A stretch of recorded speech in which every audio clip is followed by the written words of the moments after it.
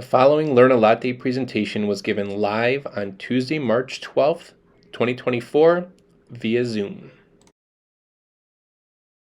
All right. Good morning, everyone. Good morning, parents and guardians. Thank you for coming bright and early to our latest edition of Learn a Latte, which is a student services programming that features conversations and topics related to your student's life at Hersey or life after Hersey, hence the spelling of the word latte. And of course, today's topic of reducing indirect college costs has to do with your student's life after Hersey. As for seniors, it's coming up pretty soon here. And so I know there's a lot of uncertainty with the cost factor with FAFSA still being in limbo. Hopefully we'll get some answers this week. We'll start seeing some of those things, that information being released to colleges and going forward from there. A lot of that has to do with the direct costs that you might be familiar with, the tuition, the fees, housing, food, if the student is going to live on campus. And those things, for the most part, we'll talk about a couple of things that could kind of vary. But for the most part, those things are set by the school, and you're going to cut your checks or whatever to University of Illinois, to University of Iowa, DePaul University for those direct costs. And those are, again, what you're kind of waiting to see from the schools. What's the final bill going to be for those things? But we don't want to forget that there will be other costs, of course, unfortunately, for your student when they get to campus, and those are those indirect costs. So that's what we're going to talk about today. So there are some things that students can try to do, or you can encourage your student to do, and we're going to offer this same thing to students Friday morning if they come. So to tell them, and so everyone's hopefully on the same page, of ways that they can either save for or save money while they are at college. So that's what we are here for. So today, we're going to talk about some of these different areas, housing and dining, which again, I just mentioned, typically are direct costs if you live on campus, but there's still some ways that you might be aware of that you can try to lower that cost. And then of course, off-campus housing and dining would then fall under indirect costs. Entertainment, books, transportation, some other tips. We'll try to answer some questions. Now, disclaimer, few of the questions that came in, and I have some of them at the end. How much to budget for this or that really depends on your kid, like a lot of things, right? And so it'll be hard for me to give you an exact answer, but we'll take a look at some suggestions and things like that at the end. But a lot of it, again, is based on your student and their preferences. And so kind of keep that in mind. One thing, in case I forget to say it later, that what you might want to do from now through the time they go to campus is have them pay more attention to how much they're spending on different things. How much are they spending going out to eat with their friends? How much are they spending going to the movies or to whatever they do for fun? And that could be, a baseline of how much they might spend when they go off to school. It could be more, it could be less, but maybe if they haven't started thinking about it, this could be the time, to start kind of doing that. Along the way, if you have questions, feel free to put them in the chat, which I have up on another screen. So if you see me like staring off into space, I'm just looking at the other screen of where the chat box is. So housing is the first one, right? And so of course, students can live on campus. They might be required to live on campus depending on the school, or if they're further away from home, they have to. So most universities offer several housing options. And again, you may know all this, but bottom line, the more beds are in the room or the less private it is, the lower the cost. So if your student wants a single room to themselves, no roommates, a private bathroom, it's going to cost more if that's an option. If they're okay having, one or two roommates, going down the hall to the community bathroom, that should lower the cost as well. So again, kind of depends on your student, what they are looking for, or what you might say they have to do in terms of living. As students get older at the school, there might be more options to go from that community style to suites to apartment style if they decide to live on campus. And so there can be a range in costs depending on the school. Some schools have air conditioning, some don't, so that could be cheaper or not. And so if you're looking to cut costs, again, this would be direct costs. You can still take a look at what are the different housing options. At some point, if they decide to live off campus, they can, a lot of students will meet friends that freshman year, and then they'll move off sophomore year, junior year to an off-campus apartment, which may be just as close or even closer than the school housing. And that way they can share their bills. They can share rent, they can share electricity, all that kind of stuff. And that is definitely a way to save costs. And you can find deals obviously around campus. Most of those apartments are for students, and so that they have deals where everything's kind of bundled together to kind of make it easier. It's a good idea, of course, to compare and contrast those amenities. If you move off campus, is that going to add other costs, like having to get a car then to travel to your classes or something else? If your student knows how to cook and grocery shop and can be economical in terms of food, they can definitely save money versus maybe a school meal plan. However, if moving off campus means that they're going out to eat, at Chili's or something every night, it could add up and be much more expensive than a meal plan. One thing to check is, can you still get a meal plan? I think I'll talk about that next. One great way to save on living is to become a RA, or a residence life advisor. So typically it's not available to freshmen. You have to live there at least 1 year, but maybe sophomore, junior year and above. Resident advisors get typically free room and board. It's their job though. So even though they have their own room and it's free, they have to work and be responsible and have a lot of responsibility and possibly all hours of the night. So it's a big responsibility, and usually they're pretty competitive, and they're going to pick those students that are the most responsible and outgoing, empathetic, look like they can solve problems. But again, great deal, great way to save $15,000 a year on room and board. For dining options, of course, a lot of schools have a lot of different options. If you have the choice of where to start, many people suggest to start out low and then upgrade. A lot of times students go into college thinking, yeah, I eat 3 meals a day, 7 days a week. I need 21 meal swipes. And then they realize that they're not eating breakfast because they're sleeping in to 5 minutes before a class starts, and they're running the class. That class starts at 11. They're sleeping until 10:55, and then by that time it's lunch, and they don't need any of those breakfast meals. So interestingly, though, I was just at Clemson University this past week, and they require every student, at least every freshman student, to have an all-you-can-eat every unlimited meal plan. So I guess they want to make sure that no one ever goes hungry. So everybody gets all the meals. But where the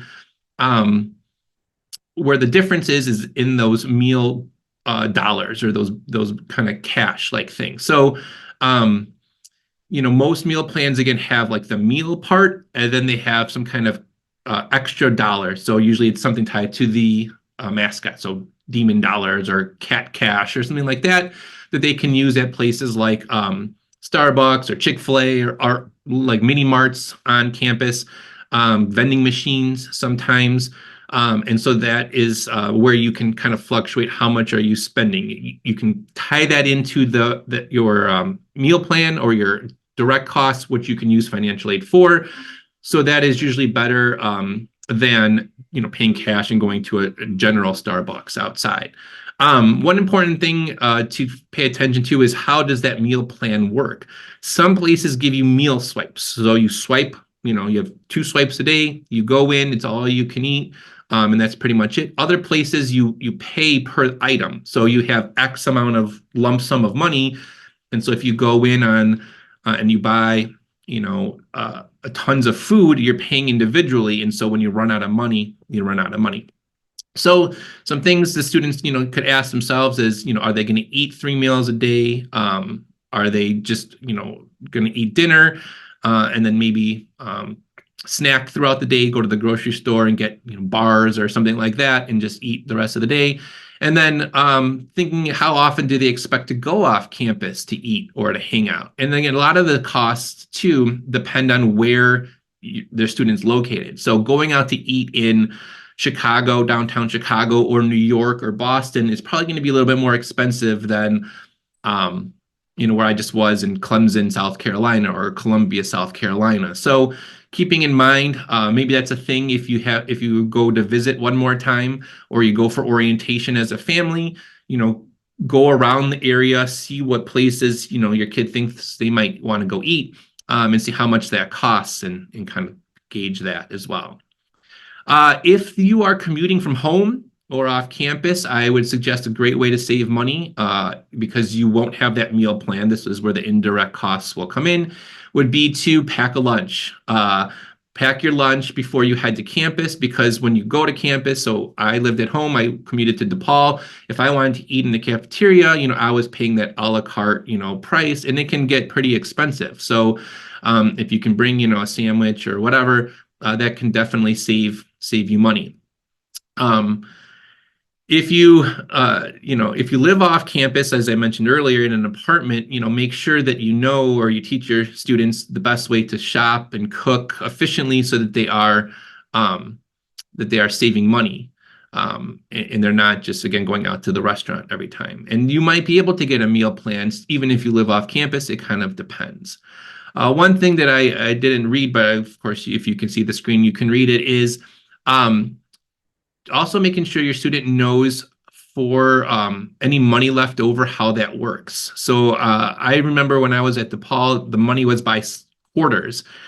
I believe. So every quarter you have X amount of money, and then if you don't use it, it doesn't roll over. So you lose that money. So sometimes you could get, if you didn't have a meal plan, you could get your friends to buy you lunch that last day because they were going to lose the money. Some schools, it will roll over to the next semester or the next year, but then by the time you graduate, it might be over. So you want to have your student keep an eye on that. Maybe they don't run out of money, but maybe they have a lot left over, and then that's a waste too, because then you can't use it. So a lot of things to consider with the food, how much that is going to cost you for sure. Entertainment, of course, is a popular thing. Students probably aren't going to just go to class and study all day. They're probably going to want to do something fun. And here's where students can really take advantage of their school student life office and things that are offered through the school. So first and foremost, campus-sponsored events. So movies, many campuses have their own movie theater, their own bowling alleys, of course, the sporting events of their varsity sports teams, club-sponsored activities for sure. Lots of different clubs. Some of these colleges have 2, 3, 4, 500 clubs, and those clubs offer different events that are typically free or very, very cheap. And those are great ways. It was interesting when I was at Clemson again. They mentioned that they have a movie theater and that it's all free. So they joke that if somebody takes you on a date there, don't be too impressed that they're not really paying for your date. It's all free. So, but again, obviously way cheaper than going to a outside movie theater and paying, $10-15 a ticket or more. Another great offer that many colleges have are that you might purchase off-campus event tickets, but you get a deal as a student. So especially if you're in a city like Chicago, like when I was at DePaul, Cubs tickets, Blackhawks tickets, concert tickets, you can get a great deal from the school, from the student life office. I know when I was visiting Colorado last year, they all made a big deal of all the skiing places nearby. And not only are those tickets, definitely discounted, but they often will have the transportation provided for you to get to those events. So you don't have to pay to drive there or anything like that. Depending on the location of the school as well, there can be free events in the community, fairs and festivals and things like that to take advantage of. And then if you live in a residence hall, most of the time there's going to be some kind of activities that your RA or whoever's in charge of resident life is in charge of. So they might have game nights, movie nights, but you can also just find friends a lot easier that way. And share, different accounts, set up your own tournaments, things like that. that really are, free or very, very little cost. Again, instead of going off campus to do different things, take advantage of all the free stuff or the low cost stuff provided through the school. Books are still a thing in college, maybe less than they used to be, even, and maybe if they're not so much a thing here in high school. A lot of college classes still do require textbooks sometimes. The class that I teach at the College of Lake County is an ebook, so it's free online, free book, which is nice for the students. But not every school is going to have that option. They're going to be physical books that you have to buy. So, this hasn't changed too much, though there might be more ebook options lately. But if you have to buy books, if your student has to buy books, look to buy used books if possible, or from other students who just use them if they're still the right edition. Many schools offer renting as an option through the school. You might be able to check it out from the library or iShare, which is where you can get it from another library, like in the state. But definitely going straight to the school bookstore and buying a brand new book from the school's official bookstore is probably still the most expensive way.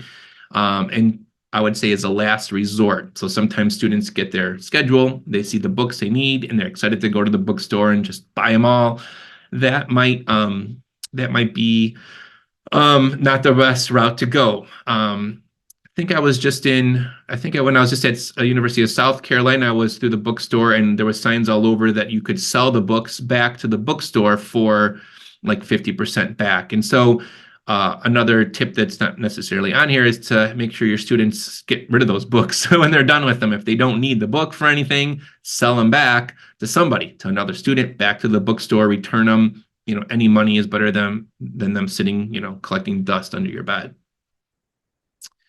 Transportation can be, again, a big range depending on the student and the school. So a popular question always whenever I go on tours is that parents and students are always asking, can I have a car on campus? So the first thing to figure out is, does the school even allow you to have one on campus? And if so, do you need a car on campus? What are you going to be using this car for? Are you using it because you're commuting from home and you have to go every day? Then of course you need one. But if you're going to be living on campus and you don't plan to go home a lot and you don't have an off-campus a job or internship or something like that, what do you actually need the car for? Do you need it just to come home at winter break and spring break and stuff like that, just a couple times a year? Then it may not be worth having to buy the sticker, pay the insurance, make sure that it's not getting broken into, all that kind of stuff. Sometimes you can only park certain places for a while and you have to move the car, and that can kind of be a pain. So what other transportation is provided by the school, and we'll talk about that next, but, is there bus systems, is there carpooling systems, things like that. So really understanding if you need a car on campus, and if so, why, or is it cheaper, again, to just, parents drop them off, leave them there, and then if you need a ride, borrow it from somebody else who might have one. Transportation is also something, again, to think about as your students making their final college choice. Again, we a lot of times have students who really want to go far away, but when they realize the difficulty in getting home, or the expense in getting home and how much that can add up, sometimes they opt to go to, choose a school that's a little bit closer. So if you are going to go further away, that requires more planning, especially if you don't have your own car, you want to plan those trips ahead of time. You've all probably have booked airline tickets before for vacations. If you wait for the last second, it can be expensive. So you want to look for those deals. You can look to carpool. Many colleges will have either electronic boards or physical boards where people will put like, hey, anybody going, back to Chicago this weekend, anybody going here or there. You can kind of find somebody that's going that same route. Public transportation or campus transportation, most times when you go on a campus tour, they will highlight the ways to get around. If you go to school in Chicago, all of the schools, Loyola, DePaul, UIC, they'll give you as part of your tuition that, whatever it's called now, it used to be called the UPass. I think it's like the Venture card. That's part of your tuition. That way you can get around on CTA, L trains and buses. for free, even though it's part of your tuition.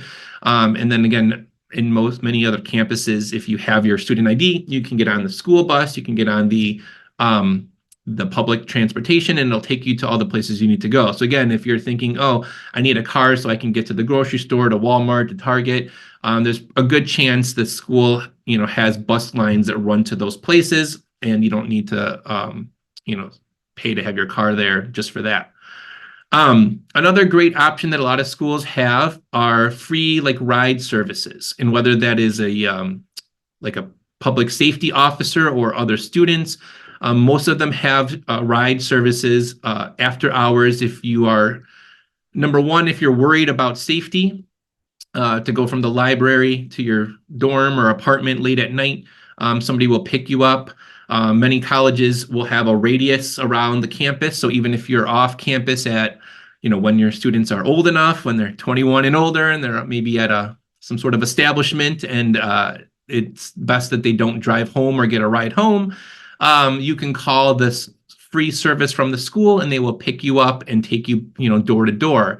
And that is, you can take that in lieu of calling an Uber or Lyft or a taxi, which are pretty expensive at times. And that's a great way, again, to make sure you're not spending that money. And then a lot of colleges and students will have bikes or scooters. Again, if you have an off-campus job or you're trying to get around, instead of having a car and trying to drive, a mile to park and pay for all that, you might have another mode of transportation that's cheaper and easier to park and store than a car.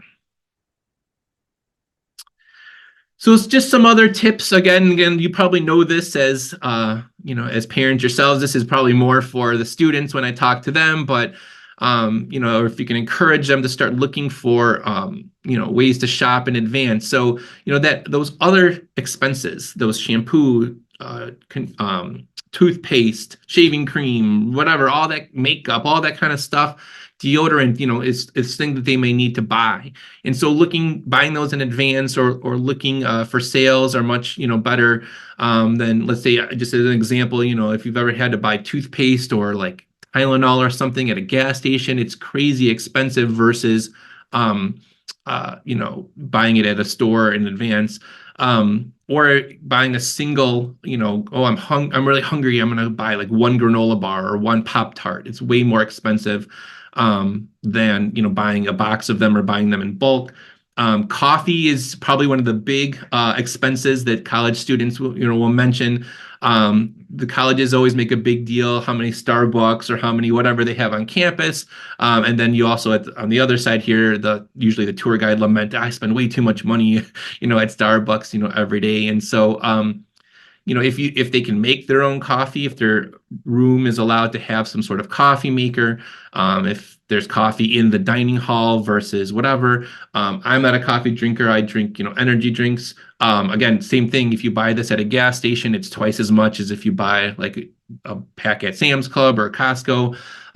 So just, those little amounts can really add up for students. And so I know it takes some planning ahead. You don't know you're going to be hungry all the time, but if you find yourselves, or if they find themselves like constantly, buying single item, things, it can really add up. Just some other general tips, laundry may not be included if you live on campus in their fees. And so, hopefully students will wait till they have a full load of clothes in order to wash them. Fitness centers, a lot of students, may, go right now to Planet Fitness or Lifetime Fitness or something like that, and they may want to transfer that membership to a place near campus. But many campuses, all campuses, including, even like Harper and community colleges, have their own workout rooms, right? And so you're paying for this as part of your direct cost, your tuition and fees. And so if they may want to consider canceling those chain memberships and use the school facilities, that's another way to save, 20, 30, 40 or more dollars a month. And then students should definitely look to take advantage of student discounts, like remembering to bring their ID with them. If they do go off campus, especially to movies, to airline tickets, train tickets, at restaurants, things like that. Again, if you have questions, please post them. And this might be fairly common sense to people, but I just kind of want to run by some things that maybe you didn't think of. On top of saving money during college, there is the chance to actually earn some money while they're there to offset some of those costs. I know a lot of times students and parents are hesitant to get a job that first semester or first year on campus because they're worried about the transition, getting acclimated. You want your student to do well in classes. You want them to, make friends, socialize, and adding a job, can be tough. When you get the results from your FAFSA, your student might have qualified for federal work study. And so what that is a job on campus. And so that is, they do have to get the job, work the job in order to make money. But if they're offered that, that could be a great way to make money. Usually colleges will fill those work study jobs first, or they'll give jobs to work study eligible students first, because it's cheaper for them. They are having the federal government pay your students wages for the most part instead of using their own money. So they're going to fill those jobs first, and that means usually those students get the best choice of jobs, which could be as simple as just swiping an ID, at the rec center, or something pretty simple, just kind of sitting at a desk, and not like doing tons of work. Work study jobs in any jobs on campus are typically more flexible than off-campus jobs. Everybody, all their employers are from the school, and so when you say, hey, I have a midterm, I have a final, I have a big project, they're way more flexible in allowing the student to miss their shift or to trade or things like that, versus if you have an off-campus job at a regular business, they may be like, we don't care, we need you to work. You can't just be taking off all the time. Obviously, a win-win if a student is interested in research. Many of the research jobs or assistant jobs with professors are paid or kind of stipend. So that could be a great way to gain experience, build your resume, and get money at the same time. And then if any of your students work for a chain now, like a Target or something like that, it's often very easy to transfer that over to a location close to campus, because that store knows that the person is trained, they're already in the system. They don't really have to, spend as much time or energy rehiring a brand new employee. So they may not have to quit, their job, especially if they've earned any kind of seniority or things like that. Budgeting, of course, is important, right? It's key. And so many colleges have free sponsored workshops for students to come and learn how to budget, but this could be something, parents, that you go through with your student beforehand and figure out, how much money you're going to budget. And I know that was a popular question. How much should we budget? And I'll kind of talk about that in a second. It's a little bit tough, but we'll look at it. But the important thing is to, keep checking back, right? Keep reevaluating it. You may go over, you may go under the first semester. Things change depending on the time of the year. But definitely try to have some kind of a budget, and have your student understand how to check how that's going. Credit cards, back in the day when we were all in college, it was a big thing to have tables set up all over campus, and they would offer free t-shirts and free pizzas, and all you had to do was sign up for a credit card. Laws have kind of cracked down on that kind of stuff, but be very careful if your student sees a credit card application, to make sure that they're not signing up for all of them and using them. I usually would sign up to get the free stuff, and then I would just cancel them or close them, but your student might use them. We had a panel last week, our junior college night panel, and we had 4 Hersey parents. You might have attended the same thing last year. And one of the parents shared a story of their college-age student whose roommates got a credit card from their parents. Probably was supposed to be used for emergencies, but they had this credit card, and they're like, yeah, let's go. And they started to buy stuff and spend a lot. Didn't see the bill, of course, because it was going to their dad or whoever, and just started spending. And so our parents' daughter wanted to keep up with her friends and her roommates and go and wherever they were going and buy whatever they were buying. And all of a sudden, when they saw, the bill coming through on her credit card or debit card, they were like, "Whoa, what are you doing? You spent money that was supposed to be for 4 months in 4 days." And so, being careful if you give credit cards for emergencies, maybe define what an emergency is, or make sure that it's being checked by you and or them. Um, Another big tip, which may sound like something you never thought of, is to your student make sure they graduate on time.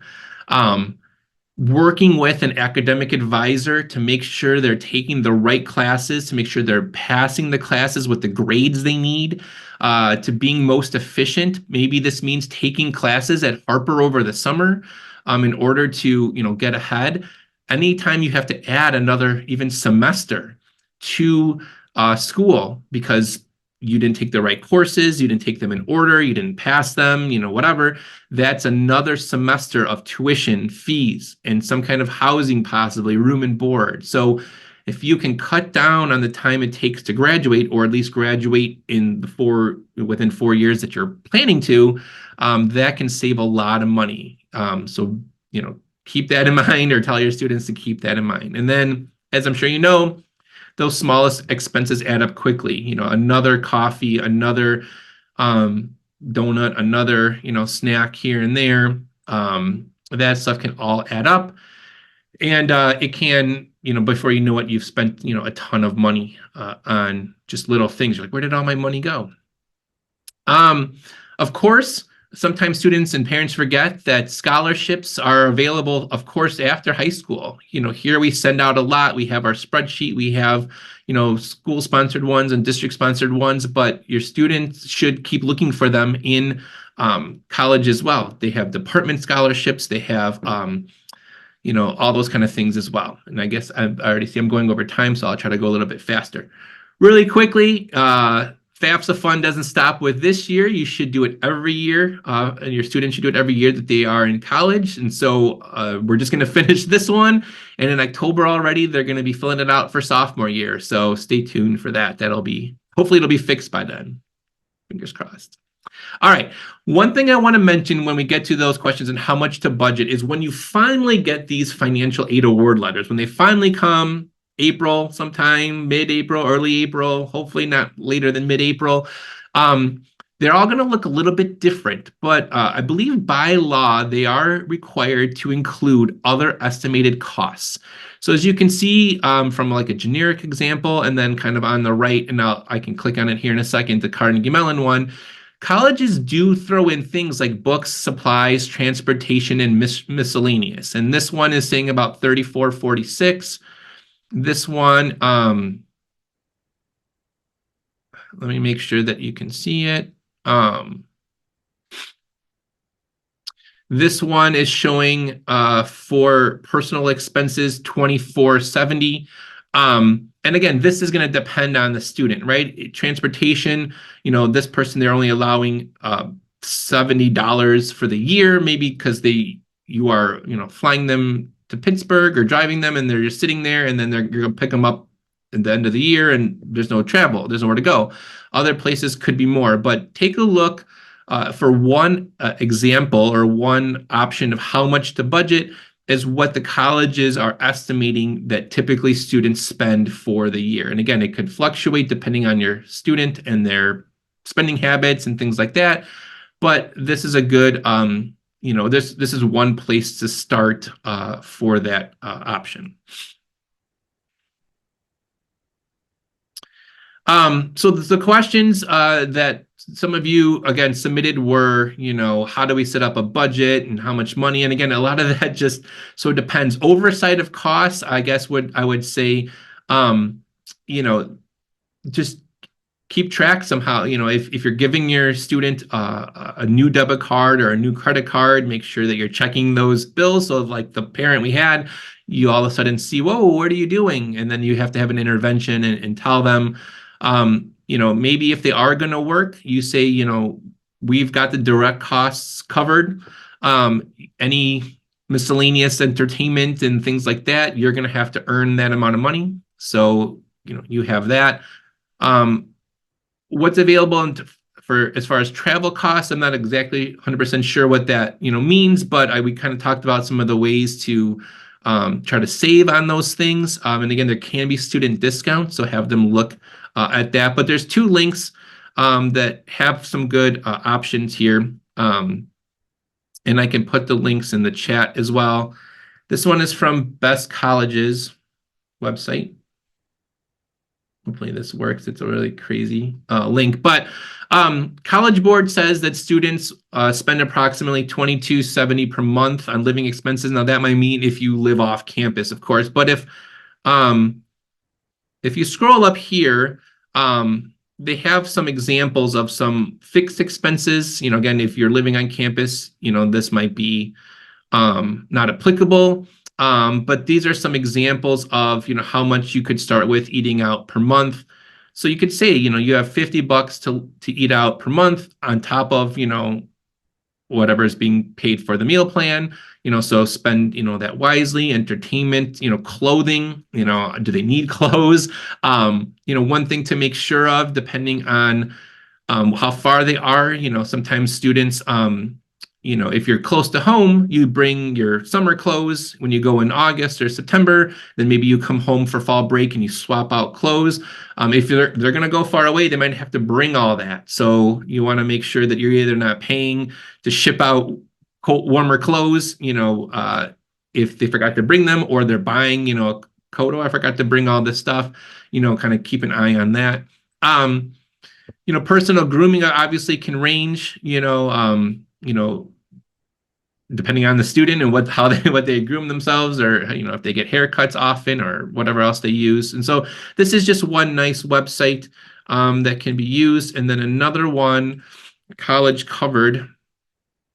Hopefully everyone is still seeing this. I can put this link in the chat too. Is very similar, where they have a student who has a student. I don't know if this was a real student or a fake student, but this is a student's budget for a month, as she kind of just kept track. Obviously, some things will be fixed, and then other things you budget for, and then you kind of notice, well, what happened that month? It was warmer out, so we went to more activities. It was cold, so we just stayed inside. It was my friend's birthday. I pledged a sorority and had to pay a bunch of money, whatever the case, may be. So these are two. So I know that's not like a great answer of how much, because I don't know exactly. It really depends on your student. It depends on where they're at, what their spending habits are, and all that kind of stuff. But those are two websites that have some examples that might be more helpful for you. So hopefully that gave you, and those were past the 7:45 that I promised. Hopefully that helped give you some ideas to share with your students, some things to keep an eye on how to lower some of the costs, or save some money while they're on campus. Some things to be aware of that maybe you didn't know. It does require some future planning and some your students to kind of see down the road, okay, I need to buy this, I need to do that, instead of last minute. But hopefully if you start having those conversations now, they will be kind of attuned to it.